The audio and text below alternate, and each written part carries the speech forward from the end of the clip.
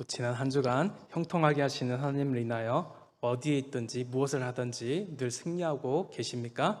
우리와 항상 함께 하시며 언제나 선한 길로 이끌어 주신 하나님과 동행하며 하나님께 감사와 영광을 올려드리는 우리의 매일매일의 삶이 되시기를 간절히 소망합니다. 여러분은 지금 이제 만나기를 바라거나 간절히 또한 기다리고 있는 친구가 있으십니까? 오늘 우리가 읽은 본문에도 기다리고 기다렸던 그 만남이 이루어집니다. 창세기 43장 31절에서 요셉은 이제 애굽에서 처음으로 베냐민을 만났습니다. 그 아우 베냐민으로 인해 마음이 타는 듯하였지만 이제 다른 방으로 가서 울었습니다. 사실 이러한 가족과의 만남을 요셉은 오래도록 기다렸습니다. 그런데 요셉은 처음에 그 만남의 기쁨을 겉으로 표현하지 않았습니다. 마치 아무 반응이 없는 것처럼 이제 보였습니다. 오랜 기다림 끝에 만났지만 그 놀라움과 기쁨을 이제 표현할 수 없었는데 그것은 이 형들의 마음을 제대로 파악할 수 없었기 때문입니다. 그러해서 이제 요셉은 형제들 앞에서는 눈물을 보이지 않고 얼굴을 씻고 나와서 그 정을 억제하고 음식을 차리라라고 하였습니다. 그리고 이제 오늘 본문에서 이제 두 번째로 애굽에서 만납니다. 요셉의 형들이 이제는 이제 아버지를 걱정하였습니다. 그리고 동생 베냐민을 위해 특별히 유다 형이 희생하는 모습을 이제 확인하였습니다. 요셉은 베냐민을 보호하려는 이 형들의 진심을 알게 되었고 그 모습을 보며 눈물을 흘렸습니다. 1절에 그와 같은 모습이 나옵니다. 우리 창세기 45장 1절 함께 읽겠습니다. 요셉이 시종하는 자들 앞에서 그 정을 억제하지 못하여 소리질러 모든 사람을 자기에게서 물러가라 하고 그 형제들에게 자기를 알리니 그때에 그와 함께한 다른 사람이 없었더라. 지금까지 절제하고 신중한 삶을 살아왔던 요셉에게 그 정을 억제하지 못하여라는 표현을 사용한 것은 요셉이 고향을 떠나고 애굽에서 힘들었던 시기를 지나 이제 총리에 이르기까지 그 삶의 전체에서 가장 극적인 순간이라고 할 수 있습니다. 요셉에게 있어서 애굽의 총리가 되었던 순간이나 이제 결혼해서 자식을 얻었던 순간보다 지금이 더 감격스러운 순간이었습니다. 이처럼 창세기 45장 1절은 이제까지 요셉이 그의 가슴 속에 쌓아두었던 이 형제들에 대한 감정이 폭발하는 장면으로 요셉 이야기 전체에서 최고조에 달하는 부분입니다. 그래서 이제는 우리가 오늘 설계 첫 번째 이 소재로 나누고 싶은 이 요셉의 용서가 드디어 나오게 됩니다. 계속해서 우리 창세기 45장 2절을 또 함께 읽겠습니다. 시작. 요셉이 큰 소리로 우니 애굽 사람에게 들리며 바로의 궁정에 들리더라. 함께 읽었던 이 본문에서는 이제 요셉이 큰 소리로 이제 울었습니다. 이 요셉이 지금 애굽에 정말 총리였고 이제 왕 다음 즉 바로 다음으로 정말 중요한 그 위치를 차지하고 있었는데 이 요셉이 주변 사람을 의식하지 않은 채 크게 눈물을 흘렸다는 것은 정말로 큰일이 일어났다는 것을 알 수 있습니다. 그러나 지금 흘리는 이 눈물은요, 형제들의 그 과거의 잘못된 행위를 용서하지 못해서 가슴에 어떠한 한스러움을 담아두거나 요셉이 그동안 당한 고통을 또한 해결하지 못한 억울함의 눈물이 아니었습니다. 여기서 요셉이 울었던 것은 바로 하나님의 그 뜻을 깨닫지 못하고 이제까지 인간적 욕망에 따라 살아온 이 형들이 이제서야 자신들의 잘못을 깨닫고 변화된 사실에 대해서 감사하고 또한 그 형들을 용서하는 눈물이었습니다.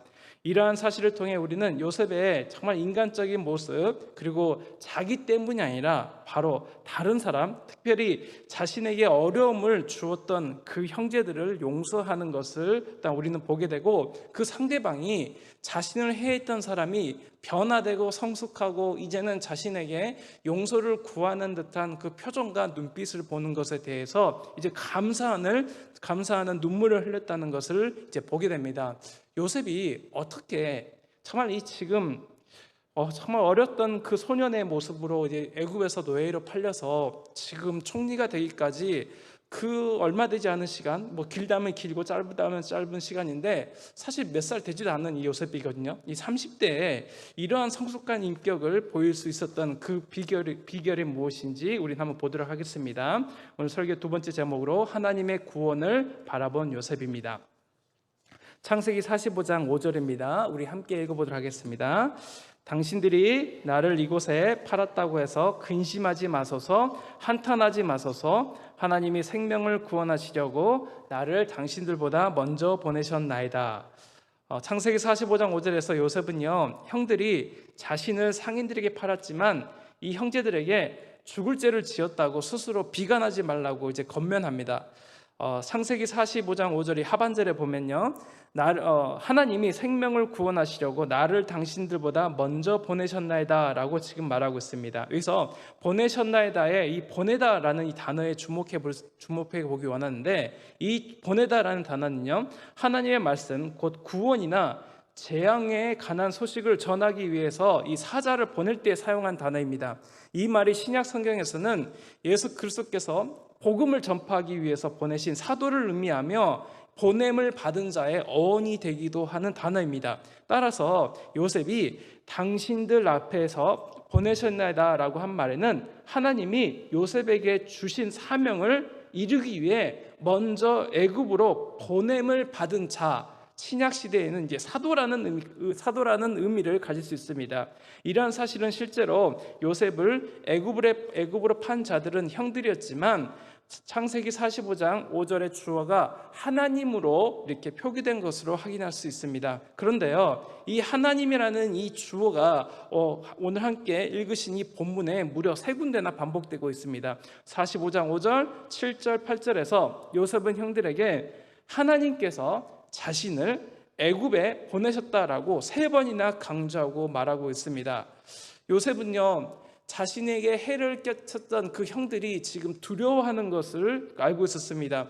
떨고 있는 그 형제들을 위로하면서 하나님께서 생명을 구원하시려고 나를 당신들 앞서서 이제 보내셨습니다라고 이제 설명하고 있습니다. 그리고 앞서 보내신 이유와 목적에 대해서 말하는데, 그것은 하나님이 생명을 구원하시려고라고 지금 말하고 있습니다.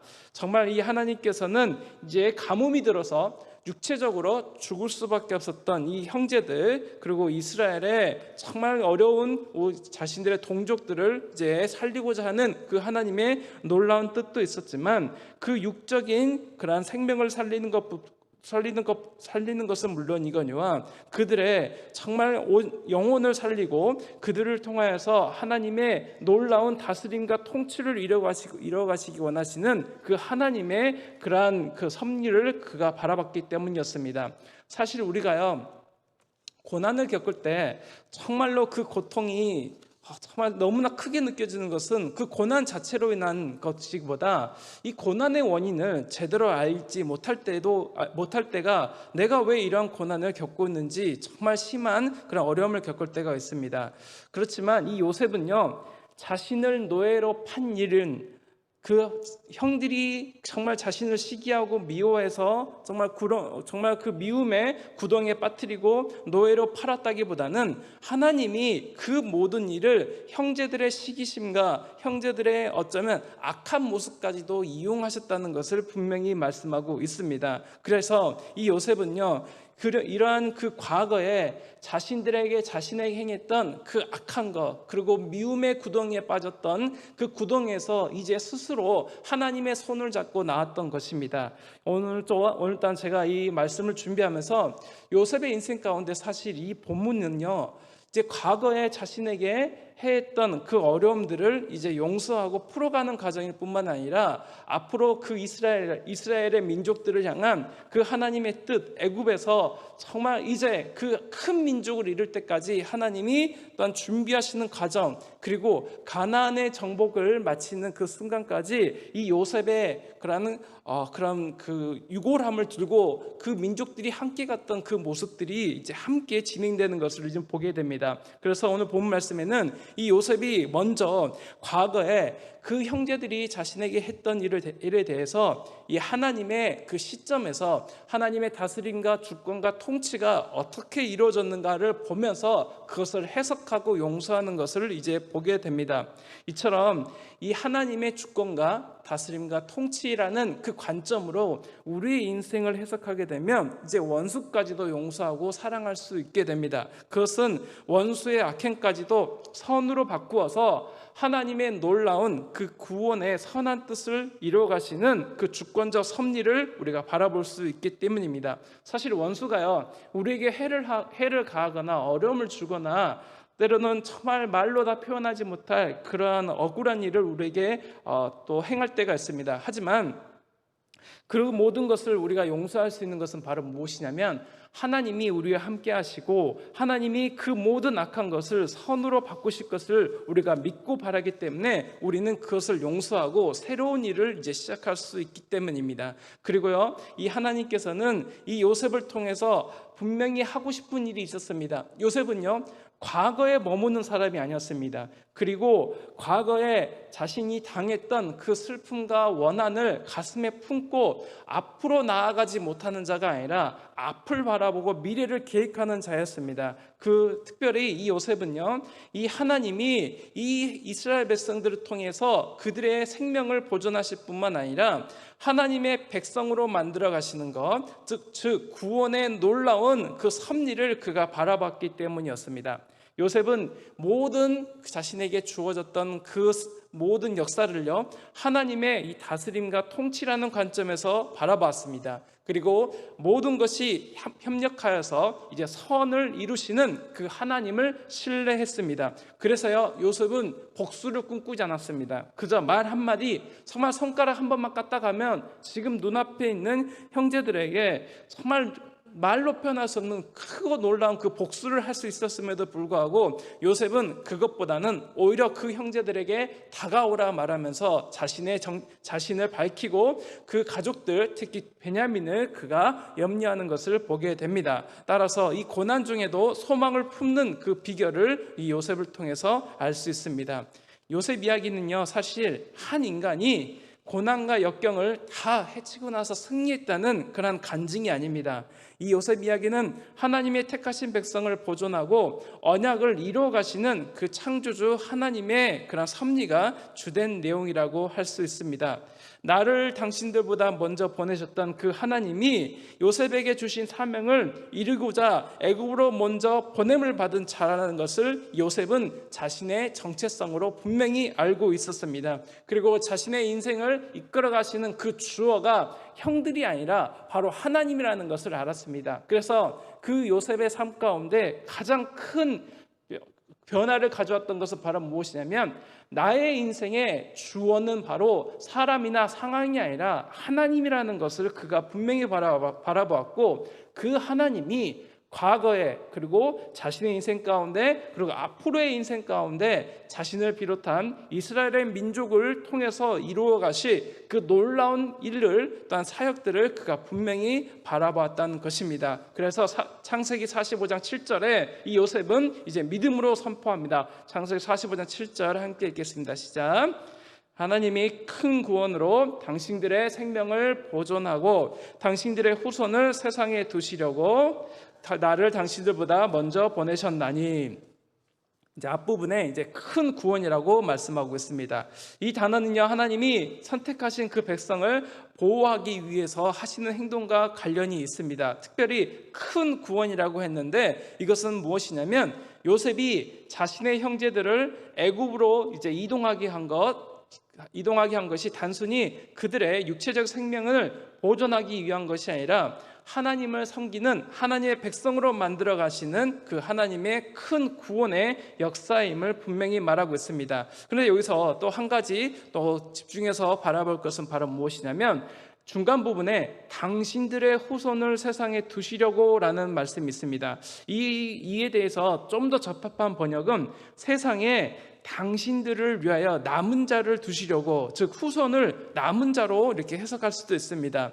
이 남은 자는요, 정말 구약에서 특별히 바벨론의 포로로 붙잡혀갔던 이스라엘 백성들에게 이 남은 자라는 단어가 굉장히 중요한데요, 이 남은 자는 하나님에 대한 바른 신앙을 일치하는 사람을 말합니다. 즉 하나님의 심판에서 제외되고 구원의 축복을 누릴 사람을 지칭할 때 특별히 남은 자라고 말합니다. 이 구약 성경에서 이제 남은 자라는 단어가 몇 번 나오는데, 함께 읽었던 이 창세기 45장 7절에서 이 처음으로 나오고 있습니다. 이 남은 자는 이방 민족 가운데 남은 자를 가리키기도 하고, 또 대개의 경우에 이스라엘 백성이 하나님의 백성이라는 이제 신학적인 의미로 사용되고 있습니다. 따라서 이 남은 자라는 단어를 통해서 우리가 알 수 있는 것은 요셉의 가족들이 애굽으로 옮겨서 사는 것은 정말 하나님의 백성으로서 이스라엘의 그 국가를 이루어가는 그 하나님의 놀라운 뜻을 요셉이 분명히 알고 있었다는 것을 알 수 있습니다.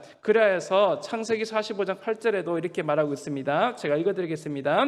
그런즉 나를 이리로 보낸 이는 당신들이 아니요 하나님이시라. 하나님이 나를 바로에게 아버지로 삼으시고 그 온 집의 주로 삼으시며 애굽 온 땅의 통치자로 삼으셨나이다. 하나님이 하셨다라고 지금 말하고 있습니다. 17세의 어린 나이로 애굽에 팔려와서 13년이 지난 이 30세의 무렵이 되었을 때 애굽의 총리가 된 요셉은요, 모든 고난과 핍박을 이겨낼 수 있었던 것은 바로 무엇이냐면 자신을 비롯한 모든 이 세상의 역사를 처음부터 끝까지 주관하시는 분이 바로 하나님이라는 것을 그가 믿었기 때문이었습니다. 그래서 형들에 의해서 팔렸을 때나 보디발의 아내의 모함을 받고 감옥에 갇혔을 때 하나님과 자신을 공경에 빠뜨린 사람들을 원망하고 절망하고 꿈을 포기하지 않았던 비결은 바로 무엇이냐면 하나님이 자신의 모든 일을 주관하고 통치하시고 또한 다스리신다는 것을 분명히 알았기 때문이었습니다.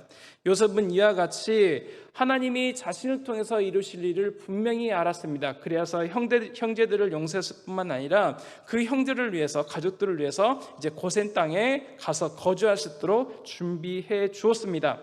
요셉이 이렇게 용서를 베풀 수 있었던 비결은 바로 무엇이냐면 하나님의 시선으로, 하나님의 관점으로 자신의 삶을 해석했기 때문이었습니다. 그리고 어떠한 일이 일어나든지 이 하나님의 뜻 안에 자신이 온전히 사랑 안에서 양육되고 보호받고 있다는 온전한 확신이 있었기 때문이었습니다. 그래야 할 때 이제 그는요, 앞으로 일어날 일들을 그가 준비하게 됩니다. 창세기 45장 9절입니다. 제가 읽어드리겠습니다. 당신들은 속히 아버지께로 올라가서 아뢰기를 아버지 아들 요셉의 말에 하나님이 나를 애굽 전국의 주로 세우셨으니 지체 말고 내게로 내려오사라고 지금 말하고 있습니다. 이제 이 하나님을 통해서 이루실 일, 그리고 요셉은 형제들에게 야곱에게 지체하지 말고 내려오라라고 지금 말하고 있습니다. 그리고 이제 그 야곱의 가족들을 통해서 이제 애굽에서 이제 살아갈 그러한 시간들을 통해 큰 민족을 이루게 하시려는 하나님의 뜻을 분명히 말씀하고 있습니다. 그런데 지금 요셉이 하고 있는 이러한 행동들은요, 사실 요셉 혼자 생각하고 추측했던 일이 아닙니다. 이미 전에 이 아브라함에게 말씀하셨던 그 하나님의 놀라운 계획과 섭리가 있었습니다. 창세기 15장 13절부터 15절입니다. 우리 함께 읽어보도록 하겠습니다. 시작. 여호와께서 아브라함에게 이르시되 너는 반드시 알라. 내 자손이 이방에서 객이 되어 그들을 섬기겠고 그들은 400년 동안 내 자손을 괴롭히리니 그들이 섬기는 나라를 내가 징벌할지며 그 후에 내 자손이 큰 재물을 이끌고 나오리라. 너는 장수하다가 평안히 조상에게로 돌아가 장사될 것이요.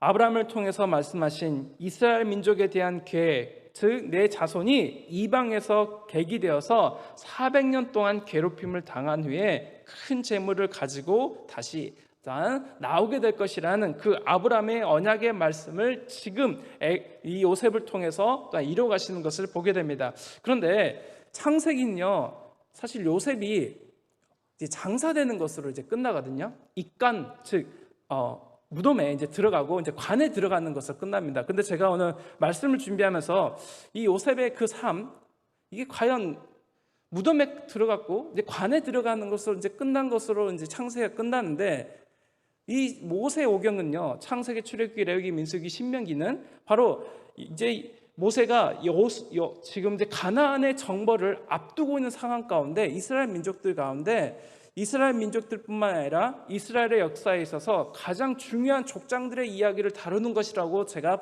다시 한번 확인했는데, 그러면 가나안 정복을 앞두고 있는 그 이스라엘 민족들 가운데 창세기에 특히 요셉이 입간되는 것으로 끝났다는 것은 그 이후에, 가나안 정복 이후에 이 요셉의 삶이, 일단 요셉의 흔적이 어떻게 남겼을까 다시 한번 이제 바라보게 되었습니다. 세 번째로 뼈에 담은 요셉의 꿈입니다.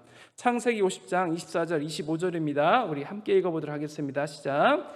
요셉이 그의 형제들에게 이르되 나는 죽을 것이나 하나님이 당신들을 돌보시고 당신들을 이 땅에서 인도하여 내사 아브라함과 이삭과 야곱에게 맹세하신 땅에 이르게 하시리라 하고, 요셉이 또 이스라엘 자손에게 맹세시켜 이르기를 하나님이 반드시 당신들을 돌보시리니 당신들은 여기서 내 해골을 메고 올라가겠다 하라 하였더라. 요셉은 꿈을 꾸는 사람이었습니다. 형제들은요, 어렸을 때 요셉이 이제 자신들에게 나타나면 꿈꾸는 자가 온다라고 놀렸습니다. 그리고 요셉은요, 정말 그가 밤중에 하나님께서 주시는 그 놀라운 이제 꿈을 꾸며 살았던 삶이었습니다. 그의 삶은요, 꿈꾸는 그런 삶이었습니다. 그런데 죽으면서까지도 이렇게 꿈을 꿨습니다. 그것은 바로 무엇이냐면 하나님이 자신의 삶을 통해서 또한 인도하실 그 땅에 자신의 그런 유골이 안치되기를 간절히 바랬습니다. 그런데 이제 애굽에서 이제 종살이가 시작되는 시기거든요. 400년이 넘는 그 시간이 흘러야 됩니다. 그럼 나머지 이제 후손들은 과연 이 요셉의 꿈을 온전히 이루어줬냐는 것입니다.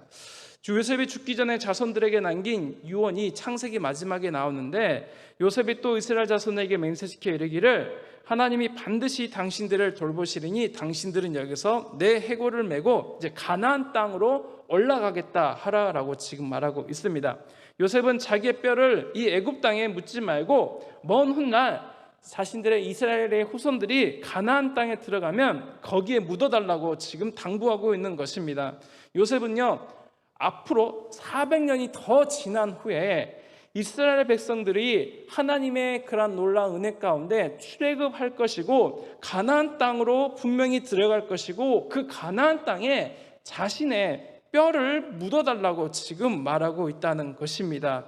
요셉은 그의 가슴 속에 하나님을 향한 그 놀라운 그 소망과 꿈을 가지고 있었습니다. 그리고 수백 년 후에 요셉의 말대로 이스라엘 백성들은 모세의 인도하에서 이집트를, 애굽을 탈출하게 됩니다. 기다란 출애굽 행렬의 맨 안쪽에 모세가 있었고, 이제 모세의 앞에서는 또 무엇이 있었을까요? 놀랍게도 요셉의 뼈가 있었습니다. 출애굽기 13장 19절에 모세가 요셉의 유골을 가졌으니라고 말하고 있습니다. 출애굽할 당시에 이 모세가 요셉 할아버지의 그 유골을 들고 나갔던 것을 이제 보게 됩니다. 그리고 긴 세월 동안 이스라엘 백성들이 이제 이 떠돌아다니는 그 가나안에서 그 가나안을 정복하기까지 그 광야에서 떠도는 그 세월 동안 그 후손들의 마음 속에는 분명히 이루고 싶은 것이 있었습니다. 그것은 바로 무엇이냐면 요셉을 이 가나안에 또한 안치하고 싶은 그러한 생각을 가지고 있었습니다. 이제 방랑의 그 세월을 지나고 이제 안식하며 이제 가나안에 이르게 되었을 때 이제 드디어 이 여호수아를 통해서 이 정복한 땅들을 이스라엘 백성들이 다 나눠 가지고 있을 때 이 여호수아는요, 이 세겜에서 이제 설교를 하고 평안하게 이제 하나님의 품에 이제 안기게 됩니다. 그런데 여호수아의 죽음을 기록한 마지막에 정말 우리가 주목해야 될 한 가지 구절이 있습니다. 그것은 바로 무엇이냐면 여호수아 24장 32절인데 제가 읽어드리겠습니다. 또 이스라엘 자손이 애굽에서 가져온 요셉의 뼈를 세겜에 장사하였으니, 이스라엘 백성들은 요셉의 뼈를 가나안 땅 세겜에 묻었습니다. 이 세겜은요, 가나안의 중심지였습니다. 그런데요, 이 세겜은요, 먼 옛날 아브라함이요, 가나안 땅에 처음 이르러 제단을 쌓았던 곳입니다. 정말 이 아브라함이 가나안 땅에 처음 이르러서 하나님 앞에 제단을 쌓고 예배를 드렸던 그 곳에서 이제 요셉의 뼈가 안치되는 것을 우리는 보게 됩니다. 이것은 단순히 그 역사적으로 볼 때 우연이 아닙니다. 바로 하나님께서는 이스라엘 백성들 가운데 아브라함부터 시작된 그 언약의 말씀이 이제 요셉과 그리고 이 후손들을 통해서 반드시 이루어지는 것을 보았습니다. 요셉은 꿈꾸는 자가 맞습니다. 하지만 그 꿈은요, 정말 헛된 꿈이 아니라 하나님의 말씀과 언약에 기초한 그러한 꿈이었습니다. 그 꿈을 이루고자 그는 그 온 생을 다 드렸습니다. 하나님의 섭리를 깨닫는 자였습니다. 그래서 자신의 고난의 원인과 결과를 드디어 알게 됐습니다. 그것은 사람이나 상황이 아니라 바로 하나님이 나를 통해서 미리 나를 보내셨다는 그 보낸받은 자라는 것, 그리고 자신을 통해서 이제 하나님께서 사랑하시는 이 남은 자를 통해서 구원을 이루어 가시는 것을 우리는 보게 됩니다. 따라서 우리가 이 세상을 살아가다 보면 여러 가지 고난과 어려움을 겪게 되고 해석하지 못할 그 어려움이 우리 가운데 있는 것을 보게 됩니다. 그러할 때 우리가 바라봐야 될 것은 무엇이냐면 하나님의 뜻과 섭리와 다스림이 나를 통해서 이루어 가시는 것을 분명히 알아가야 됩니다. 그리고 이 고난 가운데 우리가 절망하지 않을 이유는 바로 무엇이냐면 하나님이 함께 하심으로 우리의 고난이 결국 축복과 영광으로 바뀌게 될 것을 우리는 보게 됩니다. 요셉을 통해서 그의 삶 가운데 과거와 현재와 미래를 꿈꿨던 우리의 삶을 보게 됩니다. 오늘 우리 말씀을 통해서 우리가 깨달을 수 있는 것은 무엇이냐면 우리가 자꾸 과거에 머무는 삶을 살아서는 안 된다는 것입니다. 우리 기독교는요, 사실 정말 이 공룡의 오래전 죽었던 이 공룡의 뼈를 발굴해내는 사람이 아닙니다. 예전에 묵었던 것, 이미 다 묻혔던 것을 기웃고 파내서 그것을 정말 눈앞에 보이면서 서로를 비난하고 원망하는 것이 아니라 그 어려운 시간, 때로는 해석될 수 없는 그 어려움과 고난의 시간 가운데 하나님이 과연 나를 통해서 무엇을 이루기 원하시는지 분명히 이제는 바라보고 그것을 용서하고 해석함으로 말미암아 이제 우리의 삶을 통해서 새로운 일을 행하실 그 하나님을 바라보는 것이 바로 우리의 삶에 있어서 가장 큰 승리하는 삶의 비결이라는 것을 우리는 보게 됩니다.